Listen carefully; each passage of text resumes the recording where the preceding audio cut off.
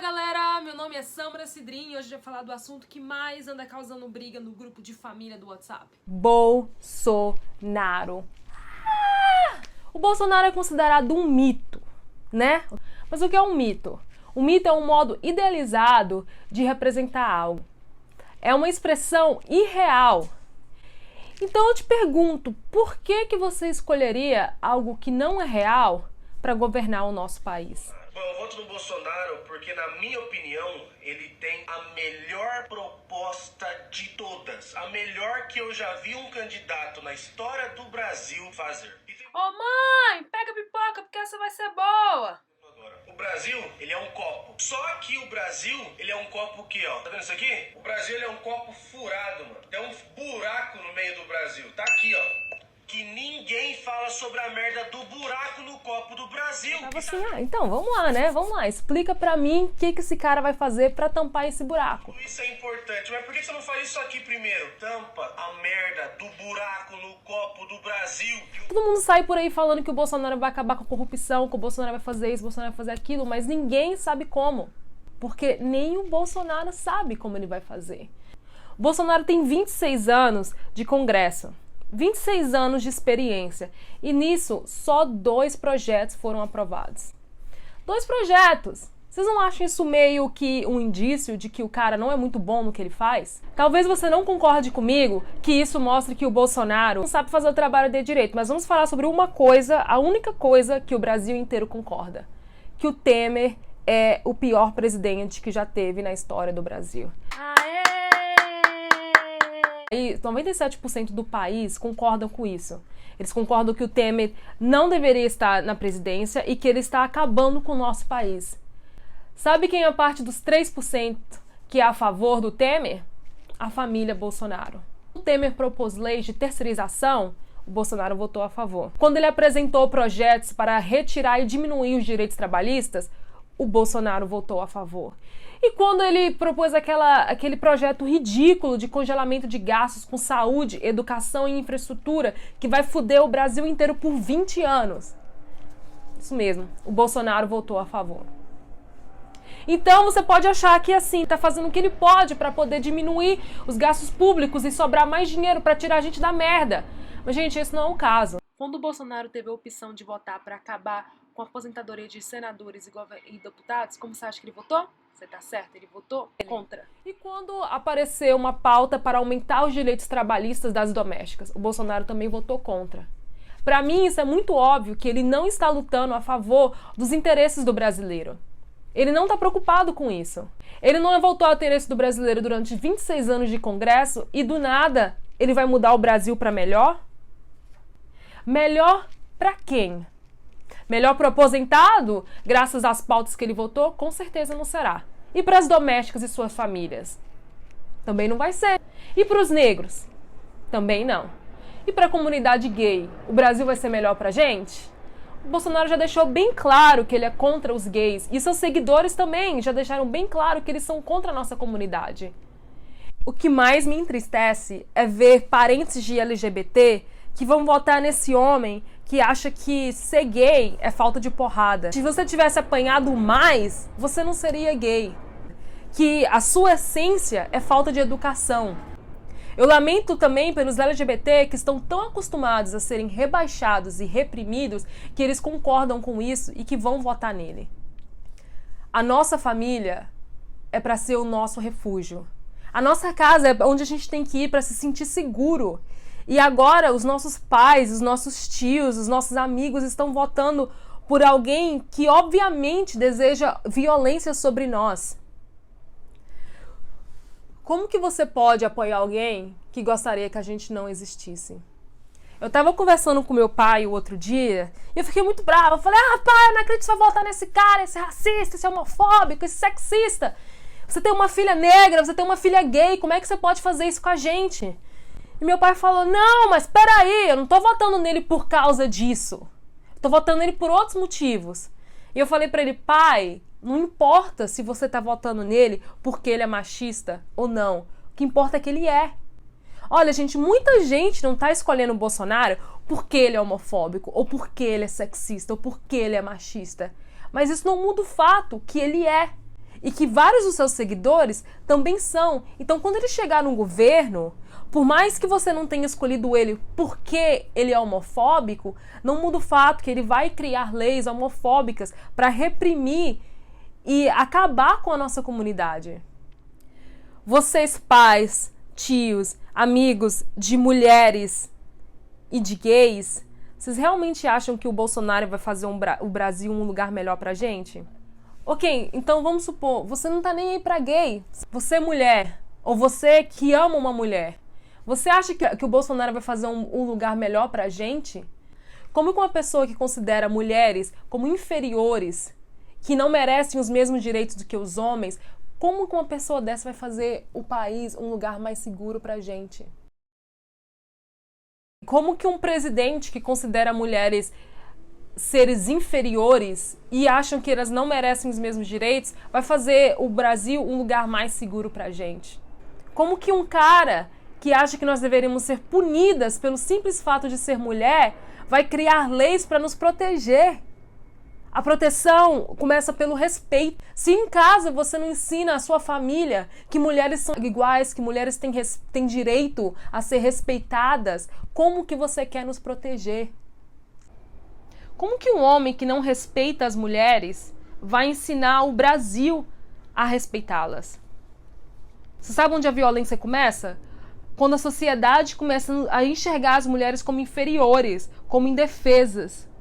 A violência começa em casa, quando seu pai maltrata sua mãe, quando ele acha que ele manda nela, ou que ela não tem a opção de falar o que ela pensa, porque ela é submissa a ele.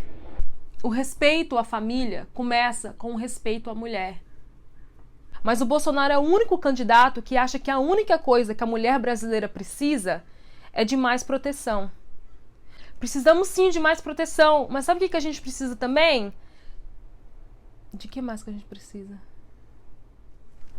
A gente precisa de mais oportunidade de trabalho, a gente precisa de igualdade. Eu fico muito chateada com mulheres que dizem que vão eleger o Bolsonaro.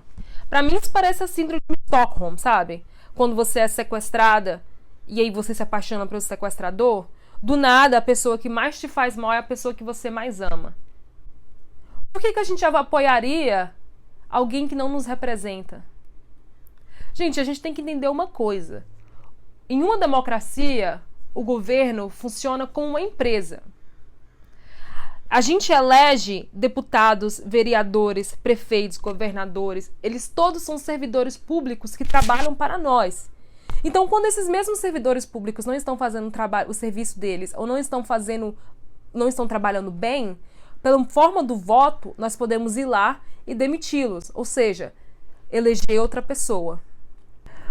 Agora vamos pensar na eleição aos presidentes como uma entrevista de emprego. Pensa que você está contratando um novo CEO, um novo comandante para liderar a sua empresa, para mudar tudo. Você contrataria alguém que tem 26 anos de experiência, mas nunca fez nada de significante durante sua carreira? Você escolheria alguém que promete tirar sua empresa da merda, com propostas vagas e nenhum plano concreto para mudar a sua empresa? Eu acho que não, porque eu sei que eu não faria isso. Se você não faria isso como empresa, por que você está disposto a fazer isso com o nosso país?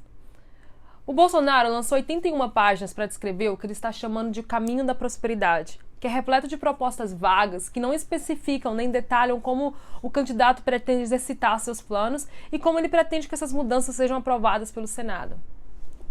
Ah, mas o Bolsonaro é pulso forte, vai mandar nessa porra toda e vai mudar o Brasil. Infelizmente, o eleitor que fala isso não entende como a Constituição brasileira funciona. O presidente é, sim, a palavra final na aprovação e desaprovação de leis, mas ele não é a única palavra. A nossa Constituição não permite que uma só pessoa crie leis, o que é muito necessário para evitar o abuso de poder de figuras públicas. Em uma democracia, ninguém faz nada sozinho. Ah, mas que porra de democracia é essa que todo mundo fala? Sabe o que a democracia faz? Democracia faz político corrupto. Não, gente, calma aí. A democracia não necessariamente cria políticos corruptos. A Dinamarca, a Finlândia e o Canadá são países democráticos. A democracia é, da forma bem simples de falar, o direito de escolher os seus representantes. Se você está pensando em votar no Bolsonaro ou em qualquer outra pessoa esse domingo, é graças à democracia. Se você foi às ruas balançar sua bandeira e gritar ele não, ou se você foi buzinar o seu carro e falar ele já é graças à democracia.